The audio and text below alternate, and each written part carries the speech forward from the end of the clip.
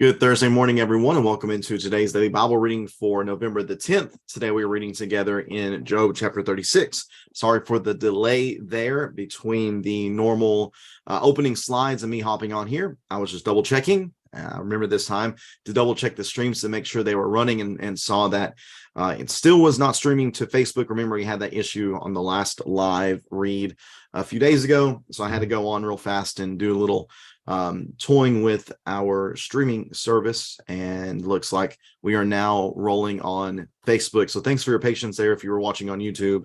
And if you are on the Facebook page, you'll notice that straight into the reading today without the slides. That's because I was getting all that worked out. We're good to go now, though. And we'll go ahead and get reading in the text in Job chapter 36. Job chapter 36, we're looking at the next to last chapter of Elihu's speech that he gives here, the longest speech of the speeches within the book of Job. And I was doing some reading earlier on just the way people viewed Elihu's speech. And I saw one particular take on Elihu's speech that I thought was very interesting. This particular take said that Elihu almost seems as if he is basically God speaking. That he spoke much more closely to the reality of the situation than anyone else did. I'm going to try to pull it up real fast, see if I can figure out which one it was. I read a few different articles on it. Let me see here. Yeah, one of the notes on this particular article was why Elihu is just like God. He says that a number of the things that God is going to say later on in his discourse with Job, beginning in chapter 38, a lot of that is first said by Elihu here in his particular discourse. He also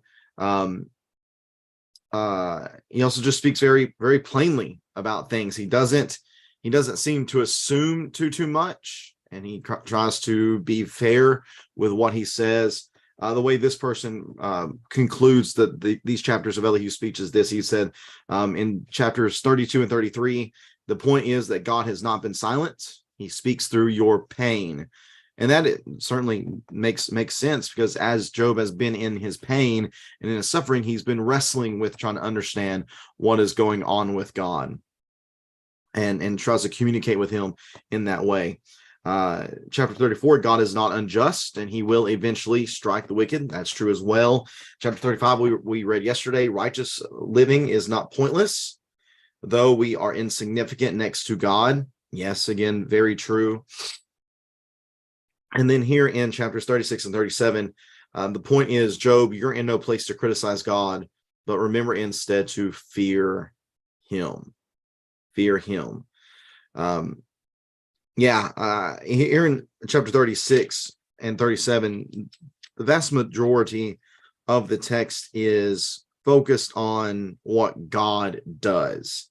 He's not too concerned with Job at this point, though he does have some words specifically for Job. But everything that he mentions really keys in on some characteristics of God and how man ought to respond to those characteristics of God. So let's read here, beginning in verse 1 of chapter 36.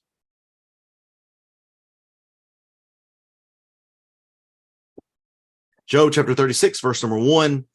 Then Elihu continued, saying, be patient with me a little longer, and I will inform you, for there is still more to be said on God's behalf. I will get my knowledge from a distant place, and ascribe justice to my Maker. Indeed, my words are not false. One who has complete knowledge is with you. Again, Elihu here is making the claim that his knowledge is from somewhere else. So I don't know exactly how it'll work. Again, this is just speculation and trying to understand the text as best we can. If Elihu is getting a lot of what he says from God, then yeah, he's making a very solid claim here. If he is speaking on behalf of God in this moment, I will get my knowledge from a distant place. I want to ascribe justice to my Maker. My words are not false. One who has complete knowledge is with you. And I think I don't think he's saying that from his own perspective that he has complete knowledge because he's great, but instead he believes that he is relying upon the wisdom that God has given here in this moment. So continue on to verse number 5.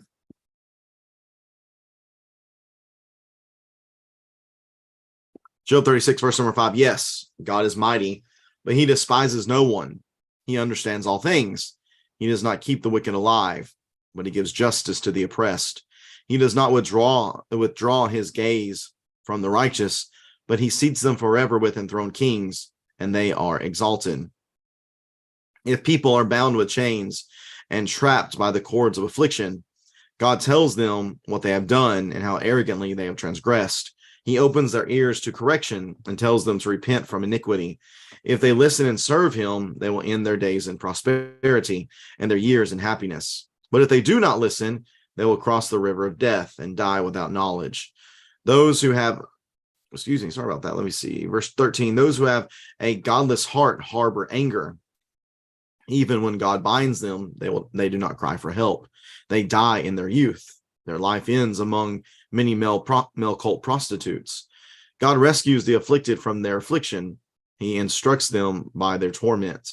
Indeed, he lured you from the jaws of distress to a spacious and unconfined place.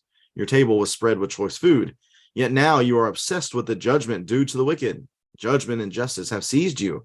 Be careful that no one lures you with riches. Do not let a large ransom lead you astray. Can your wealth or all your physical exertion keep you from distress? Do not long for the night when nations will disappear from their places. Be careful that you do not turn to iniquity, for that is why you have been tested by affliction. Look, verse 22, God shows himself exalted by his power. Who is a teacher like him? Who has appointed his way for him? Who has declared you have done wrong? Remember that you should praise his work, which people have sung about. All mankind has seen it. People have looked at it from a distance. Yes, God is exalted beyond our knowledge. The number of his years cannot be counted, for he makes water drops evaporate.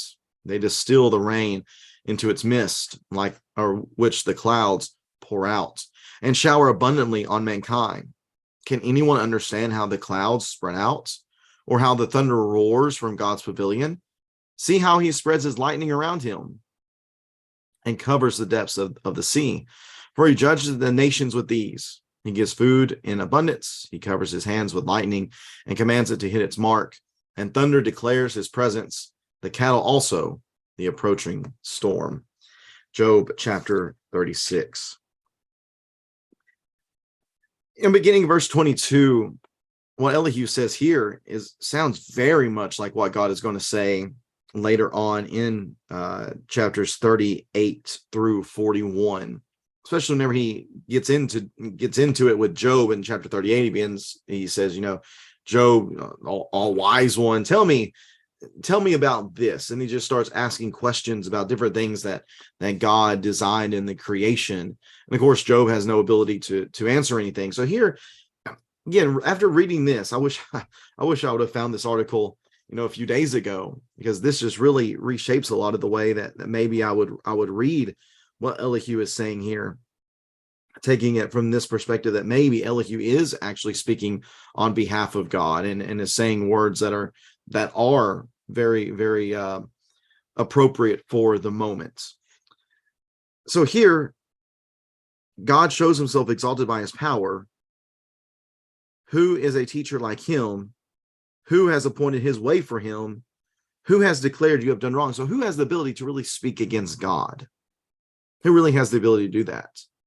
And of course, the answer here, and the answer that God is leading Job to understand later on, is no one. You don't have the right to do that. So here then comes the lesson, at least the thought I want to take away from today is verse 21. Be careful that you do not turn to iniquity, for that is why you have been tested by affliction.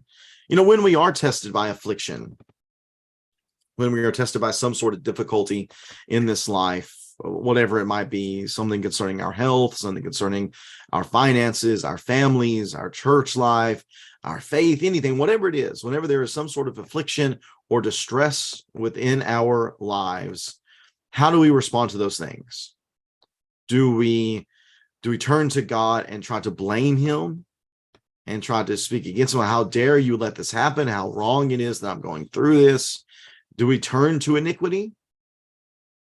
Or do we turn to a greater trust?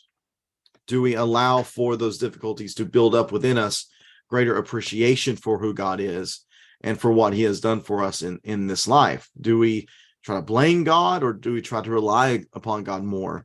That's something that I think we've seen a number of times throughout this particular book, is when these things happen, how do we then begin to approach God? Do we approach him as the cause and the problem, or do we approach him as the solution and the way for us to gain peace? It's really sad whenever we see people going through difficulties. I think this is, at least emotionally, this is one of the stronger arguments that those who don't have faith and who are opponents of faith throw out there. The issue of suffering and affliction in this life. Like, how could a good God let these things happen? And emotionally, that can resonate with some people. Yeah, how could that be? Well, notice if you're in a situation where there's a disaster that's had a great effect on a number of different people. Maybe it's a natural disaster. You'll have people that are affected in that disaster that are of faith and without faith. And the reaction often is very different. Same affliction, the same trouble they're going through, but the reaction is very different.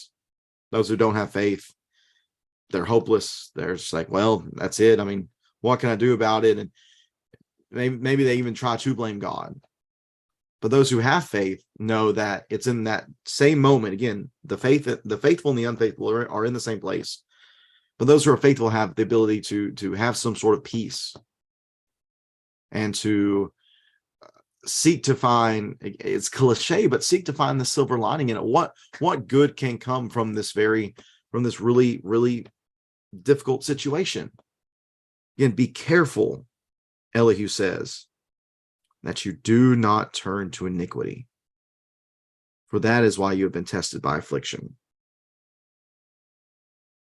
Or there's another translation, for you have preferred this to affliction. And that seems like a little bit different in rendering. But going back to the original first couple of chapters, this is Job's test. He was challenged by the Satan, by the adversary, the accuser. He told God, he only serves you because you're good to him. Take it away and he'll curse you. He has taken it away. And I personally don't think that Job has gotten to the point where he has just cursed God.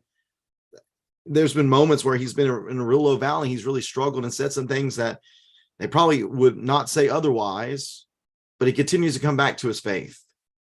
And later on, whenever we get into chapters 38 through 41, God's going to challenge him really strongly. And Job's going to say, you're right. You're right. Things that I said out of emotional distress, out of confusion, out of struggle and wrestling, I take it all back. He straight up repents of these things that he said that were not true. And God goes back, and God bless him. Chapter 42, verse 6, therefore I reject my words and I'm sorry for them. I am dust and ashes. And God says we're good. So in all of this struggle, we're getting left with this. The point of affliction, the moment of affliction is a crossroads. Or excuse, not a crossroads, it's a fork in the road. Do we turn to iniquity or do we turn to God?